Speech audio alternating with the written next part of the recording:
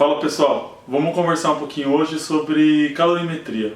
É um assunto tradicional, um assunto que é cobrado razoavelmente nos vestibulares, considerado fácil, porém um ou outro exercício, como envolve várias coisas ao mesmo tempo, por exemplo a água no estado sólido, líquido e gasoso, transformações, então ele vai ficar um pouquinho mais chato.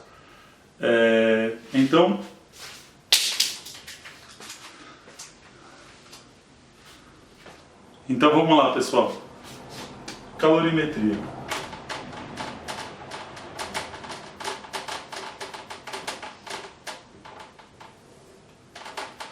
Se a gente for pegar a palavra calorimetria, significa pra gente medida de calor, ou medir calor.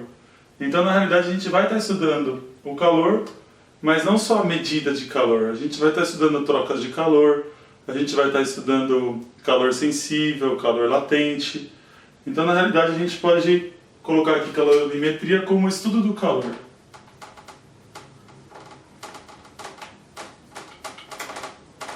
Ou estudo das formas de se trocar calor.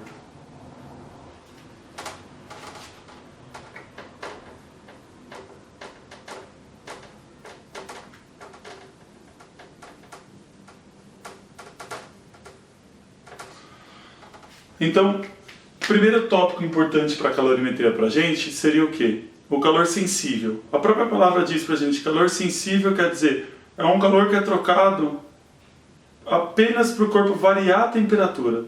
Mas a gente não vai estar mudando o estado físico do corpo, o estado de agregação das moléculas. Então, por exemplo, se ele for sólido, continua sólido, líquido, líquido ou gasoso, gasoso. Então, para a gente,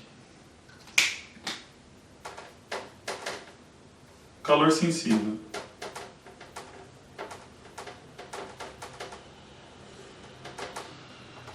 Vai ser a quantidade que um corpo, determinado corpo ou substância recebe ou perde, e essa quantidade de calor que ela recebe ou perde vai causar o que no corpo ou substância? Uma variação em sua temperatura apenas. Então, calor sensível. Então aqui, ó, calor sensível, quantidade de calor necessária para apenas, importante apenas, variar a temperatura do corpo ou substância, sem mudar o estado físico dela, que é o que a gente vai estar estudando posteriormente. Aqui dentro do calor sensível, a gente tem que definir capacidade térmica do corpo, variação de temperatura, calor específico. Como o próprio nome diz, calor específico, cada corpo ou substância vai ter um calor específico diferente. Alguns muito usuais para nós aqui em calorimetria, por exemplo, o calor específico da água, a gente vai trabalhar bastante ele. Outras substâncias a gente não tem que saber de cor, por exemplo, calor específico do ferro, do alumínio, calor específico do álcool.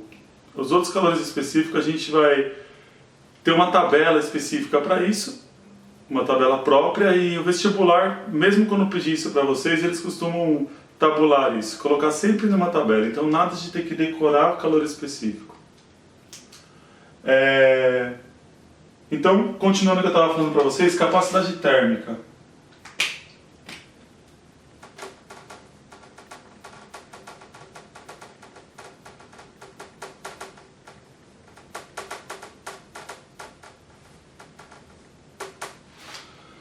A capacidade térmica está relacionada com a quantidade de calor ainda, só que apenas quantidade de calor e variação de temperatura.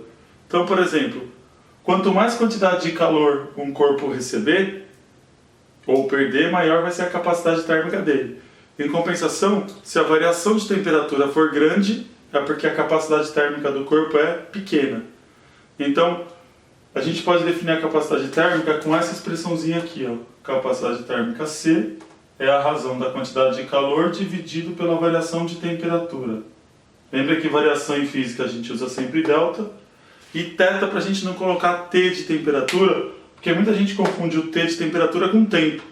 Então o pessoal pensa, quantidade de calor dividida por variação de tempo. Não. Quantidade de calor, a unidade usual que a gente tem aqui dentro da calorimetria são as calorias.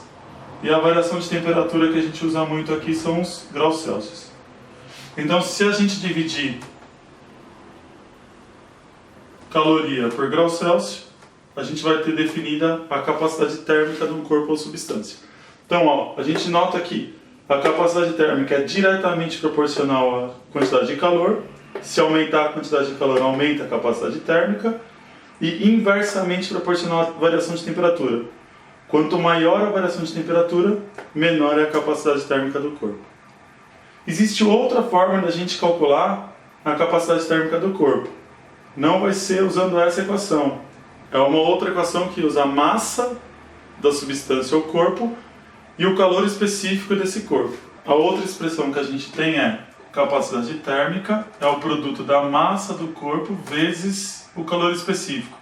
A gente nota aqui que o C grande é a capacidade térmica e o C pequeno é o calor específico.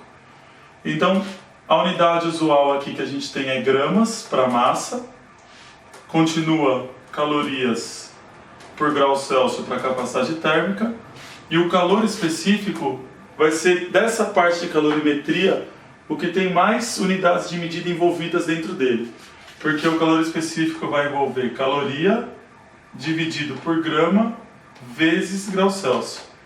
Então, se a gente for traduzir o calor específico pela unidade de medida dele, significa o quê? A quantidade de calorias que cada 1 grama desse corpo ou substância precisa ganhar ou perder para causar a variação de temperatura de apenas 1 grau Celsius. Então, como eu falei para vocês, um calor específico bem comum aí é o da água, H2O, no estado líquido. Vai ser 1 caloria por grama vezes grau Celsius. Traduzindo, cada 1 grama de água no estado líquido precisa ganhar ou perder 1 caloria para variar 1 grau de temperatura, ou para subir 1 grau, ou para diminuir 1 grau. Então, o calor específico da água é fornecido pelo vestibular, nos principais vestibulares, mas é sempre bom a gente saber e a gente acaba decorando da água pela importância que a água tem dentro desse estudo da calorimetria. A gente trabalha o tempo todo com água, então é muito comum a gente decorar essa parte aqui, do calor específico da água. Então essa aqui seria outra forma da gente obter a capacidade térmica, quando envolver massa e calor específico. Dessa forma, relacionando as duas equações da capacidade térmica, a gente vai poder chegar numa outra equação, que a gente chama de equação fundamental da calorimetria. Tem vários jeitinhos de se decorar ela por aí. Em cursinhos, principalmente, os professores costumam usar aquelas frasezinhas ou palavras para decorar a equação. Uma bem famosa o pessoal chama de que macete. Então eu vou mostrar para vocês agora como que a gente obtém a equação do que macete. Então, a gente tinha as duas equações da capacidade térmica. Primeiro, era quantidade de calor dividido por variação de temperatura, e a outra capacidade térmica era a massa vezes calor específico. Como as duas equações estão igualadas à capacidade térmica, a gente pode igualar uma parte com a outra. Então vai ficar assim, ó, dessas duas, a gente vai obter massa vezes calor específico é igual a quantidade de calor dividido por variação de temperatura. Está dividindo, a gente passa para cá multiplicando. E por último a gente chega na equaçãozinha famosa.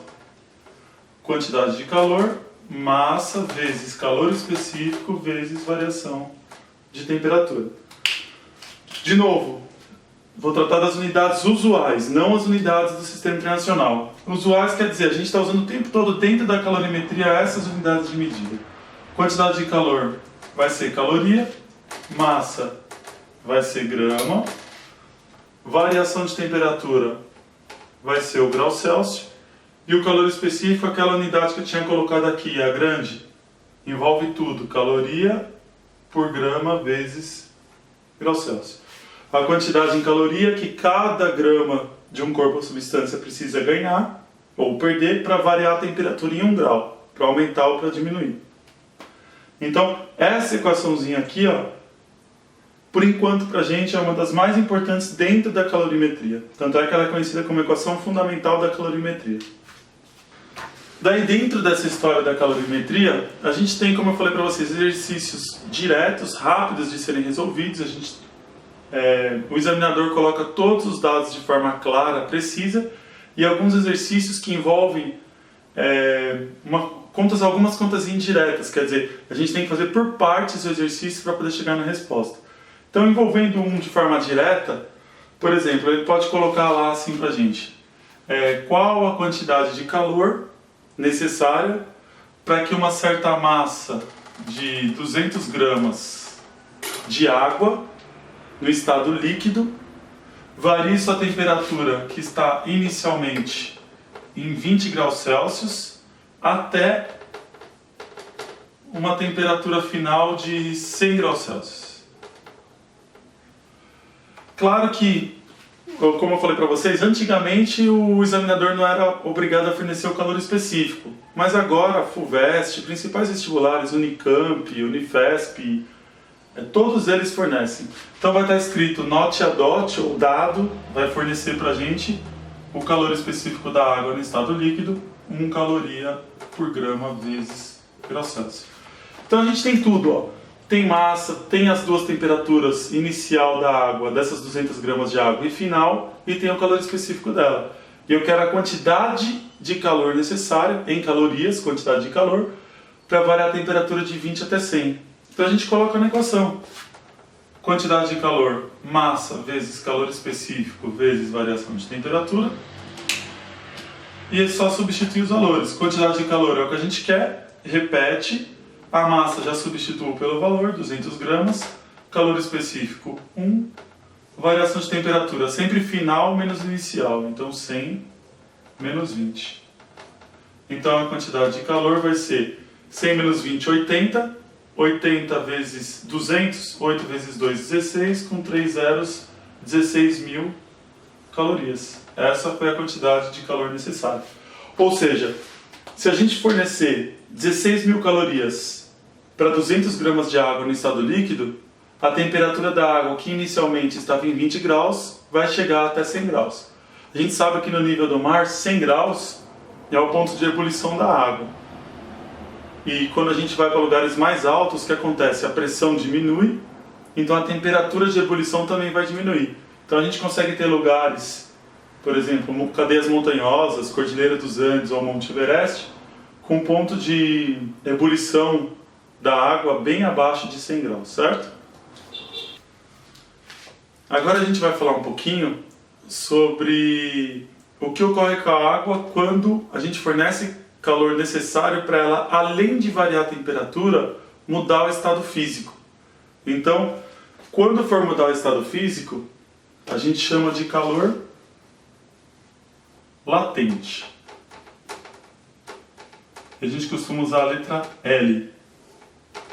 Então, o que vai ser o calor latente para a gente? Vai ser a quantidade de calor necessária para a água ou outra substância. Eu falo sempre água porque a gente usa muito água.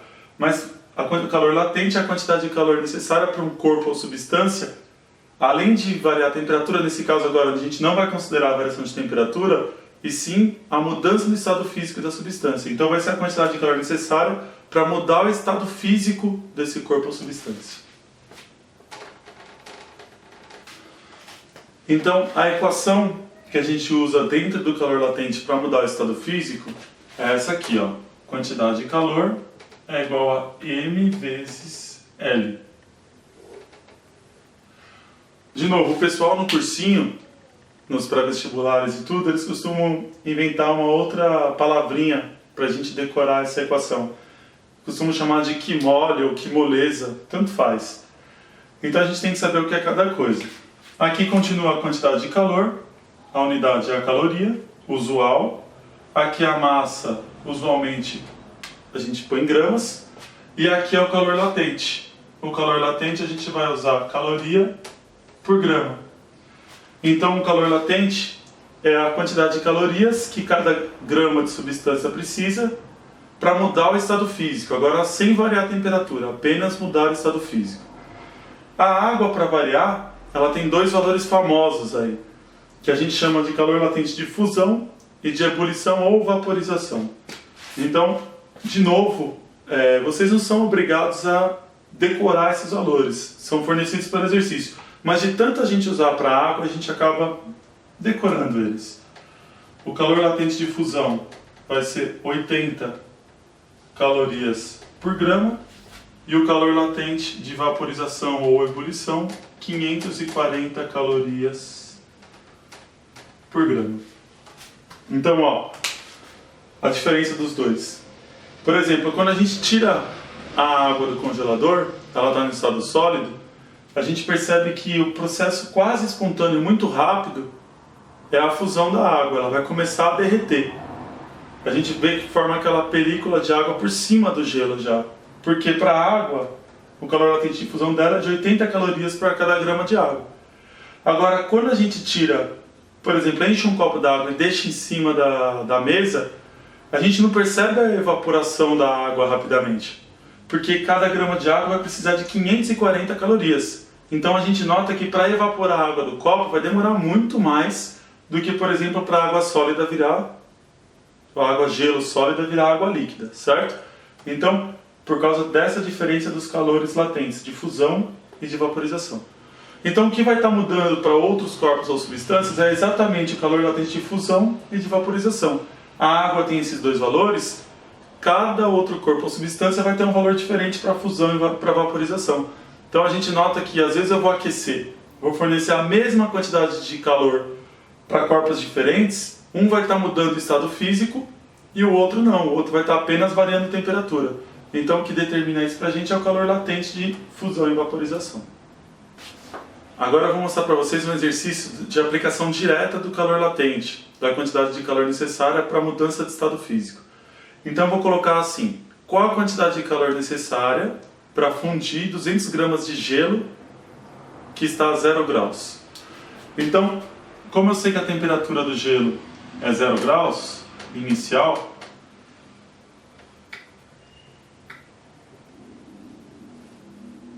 então ele já está na temperatura de fusão dele, ele não vai precisar variar a temperatura. Então, enquanto ele estiver mudando o estado físico, não tem variação de temperatura. Que massa que eu quero? Fundir 200 gramas de gelo. A quantidade de calor eu quero descobrir, M vezes L. E o L de fusão do gelo, como eu tinha passado para vocês, 80 calorias para cada grama. Então a gente coloca na equação, quantidade de calor, massa 200, calor latente 80. 200 vezes 80, 16.000 calorias. Portanto, a gente percebeu que deu 16.000 calorias, então se a gente fornecer para 200 gramas de gelo, que já está a 0 graus, 16.000 calorias, o calor latente dele é de 80 calorias por grama, a gente consegue fazer ele mudar o estado físico, ou seja, ele vai passar do estado de gelo, sólido, para água no estado líquido. Se a gente continuar fornecendo calor para essa água, que era gelo, ela vai continuar variando a temperatura, mas não para sempre. A gente sabe que, mais ou menos no nível do mar, quando atinge a temperatura de 100 graus Celsius, ela vai começar a ter outra mudança no estado físico. Agora ela vai passar do estado líquido para o estado de vapor, a vaporização.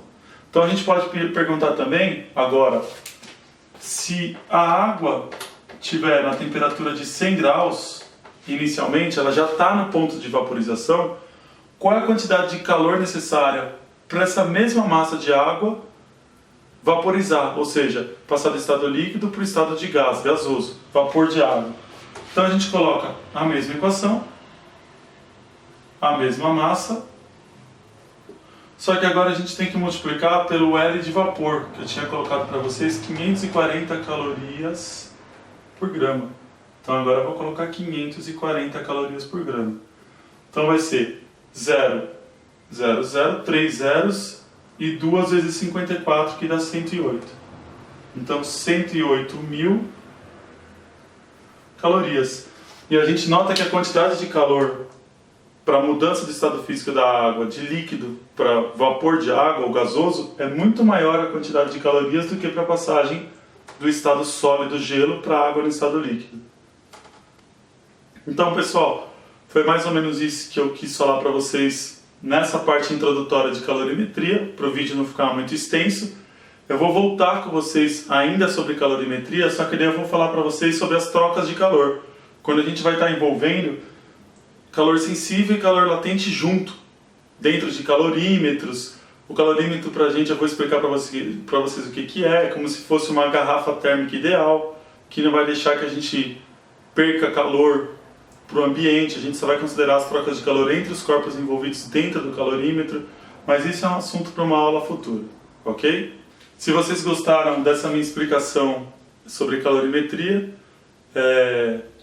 dá uma curtida lá para ajudar a gente na divulgação e não se esqueçam de se inscrever no canal, porque para vocês irem acompanhando as evoluções dos próximos vídeos, o próximo de calorimetria, dos outros assuntos, é ideal que vocês estejam inscritos para que apareça para vocês a atualização dos meus vídeos, ok? Muito obrigado pela força, pessoal.